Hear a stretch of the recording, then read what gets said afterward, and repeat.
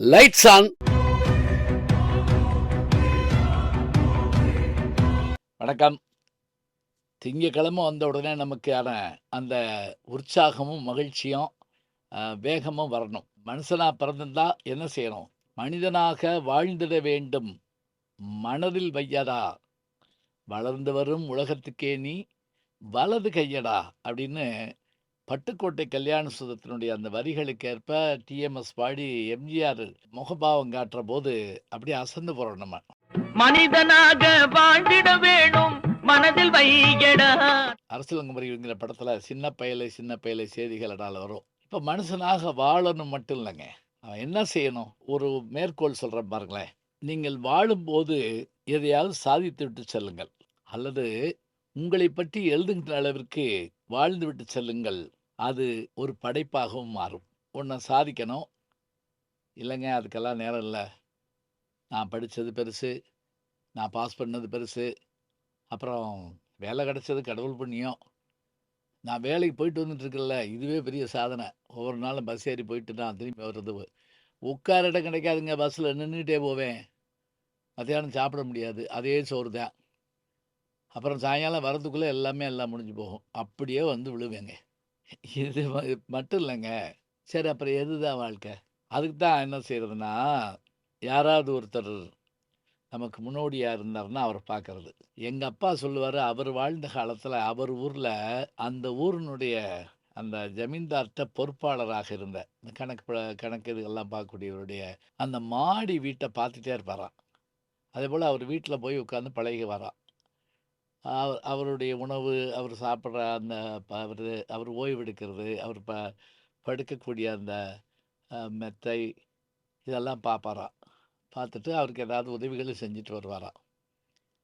இத மனதில வச்சுக்கிட்டு, ஏன்னா இப்ப எங்க அப்பா அவங்க விவசாய குடும்பத்த சேர்ந்தவங்க. அதனால அங்க பார்த்தீங்கன்னா வீடுகள்ல பெரிய வீடு தான். கோட்டை மாதிரி வீடு தான் இன்னைக்கும் கூட இருக்குது.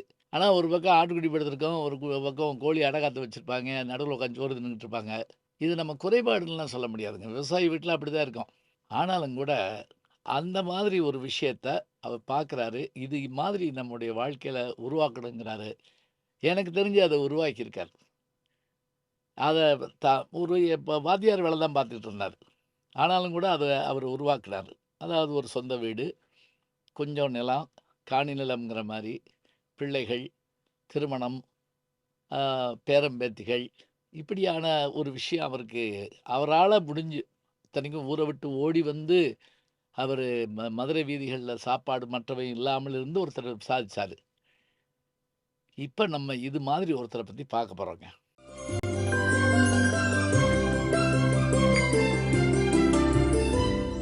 புது சாதனை அப்படின்னா, இதுவரைக்கும் இல்லாதத செய்யணும். இடி இடிச்சு பல கட்டடங்கள் நொறுங்கி போறத பார்க்குறோம். மின்னல் பாய்ஞ்சு அதுல சிலர் கண் இழந்துடுறான், இறந்து போறத பார்க்குறோம். இது 2ம் இயற்கையினுடைய ஆற்றல். இத பயன்படுத்த முடியுமான்னு ஒரு மனுஷன் யோசிச்சாங்க. அதான் பெரிய சிறப்பு. அதுவரைக்கும் இல்லாத ஒண்ணு. திடீர்னு தீ பிடிச்சுட்டா என்ன பண்றது? ஃபயர் என்ஜின் இன்னைக்கு சொல்றோம். ஃபயர் என்ஜின் ஒண்ணு இருக்கணும். அது போய் உதவி செய்யணும். அப்படிங்கிற ஒரு விஷயத்த சொன்னது யாரு? அப்படி எல்லாம் சாதித்த ஒரு மனுஷன் யாருன்னு கேட்டா, நான் முதல்ல சொன்னேன் பாருங்க, அந்த சொற்களையும் சொன்னவர் யாருன்னு கேட்டால், அவர்தான் பெஞ்சமின் பிராங்க்ளின். 1706ஆம் ஆண்டு பாஸ்டன் நகரில் 17 குழந்தைகள் உள்ள ஒரு குடும்பத்தில் 10வதாக பிறந்தவர் இவர். 1 வருஷம் தான் பள்ளிக்கூடம் போயிருக்காரு. அதுக்கு மேல பள்ளிக்கூடம் படிக்க வைக்க வசதி இல்ல, சாப்பாட்டுக்கு வழி இல்ல. அப்ப அவங்க அண்ணனுடைய அச்சகத்துல போயி இந்த பைண்டிங் பண்ற வேல. அதே சமயத்துல ஏதாவது எழுதிக்கிட்டு இருப்பாரு. இது இவருக்கு வேல. இந்த பைண்டிங் பண்ணக்கூடிய, அச்சுக்கோர்க்கக்கூடிய இடத்துல இவர் செஞ்ச ஒண்ணு வேலை என்ன தெரியுங்களா? பின்னாடி சிவஞானம் அவர்கள், மாப்போசி அவர்கள் இதே மாதிரி தாங்க முன்னுக்கு வந்தாரு. அந்த அச்சகத்துக்கு வரக்கூடிய அத்தன புத்தகத்தையும் படிச்சு புடுறது. இந்த அச்சுத்தொழில் மூலமாக இவர் பயின்றதோடு மட்டுமில்லாம, 4 மொழிகளை தெரிந்து கொண்டார். அந்த நேரத்திலேயே. பிலடெல்பியாவுக்கு வர்றார். வந்து பல்வேறு துறைகள்ல ஈடுபடுறார். முக்கியமா ஒரு பத்திரிக்கை ஒண்ண இவர் தொடங்குறாரு. Poor Richard almanac. இந்த பத்திரிக்கை அந்த காலத்துல புது முயற்சின்னே இத சொல்றாங்க. இது மூலமா இவர் பத்திரிக்கையாளராவும் வந்தார்.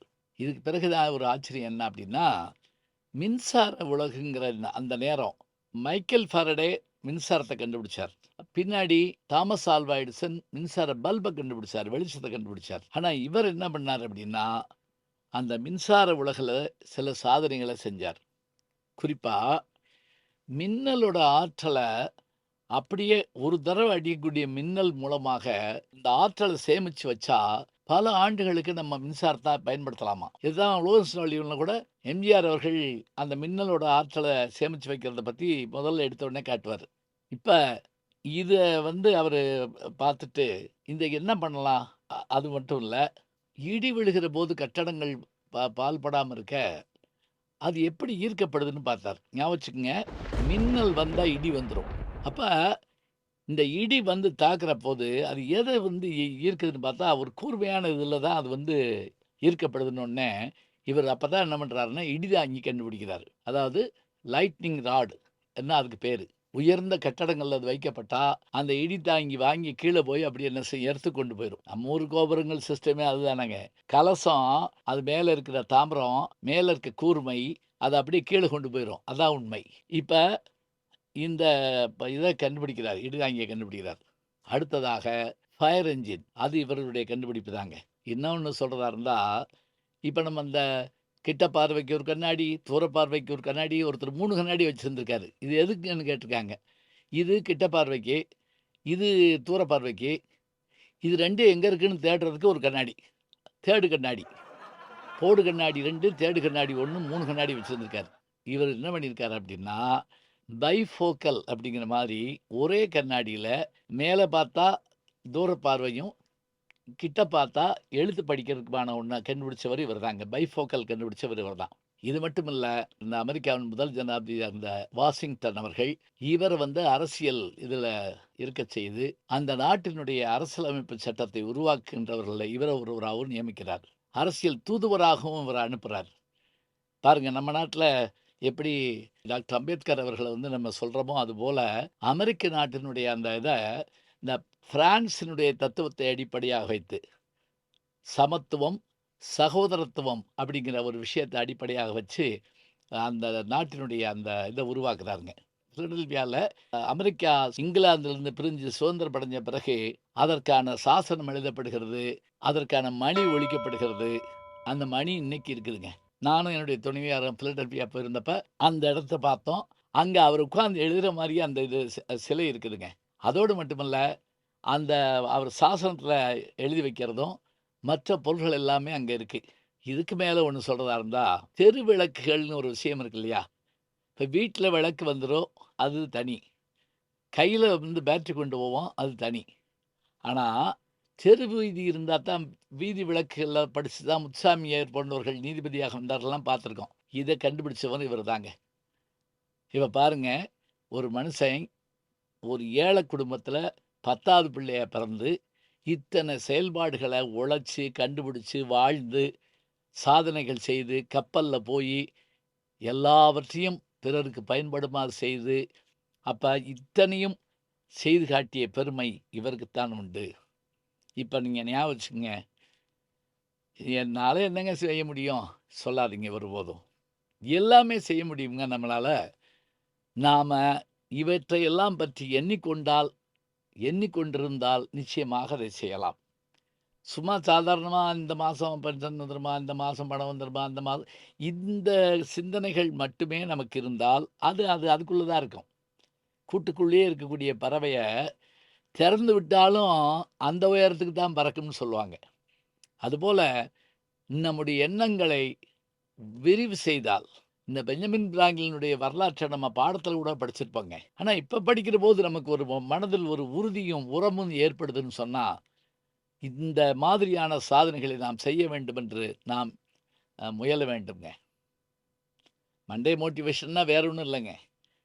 என்னை நான் உற்சாகப்படுத்துதல், உங்களுக்கு உற்சாகமான வார்த்தைகளை சொல்லுதல், இந்த மாதிரியான உற்சாகமான செயல்பாடுகள் மூலமாக நாம் சாதித்து காட்டுகிற போது, நாம் வரலாற்றில் இடம் பெறுவோம்.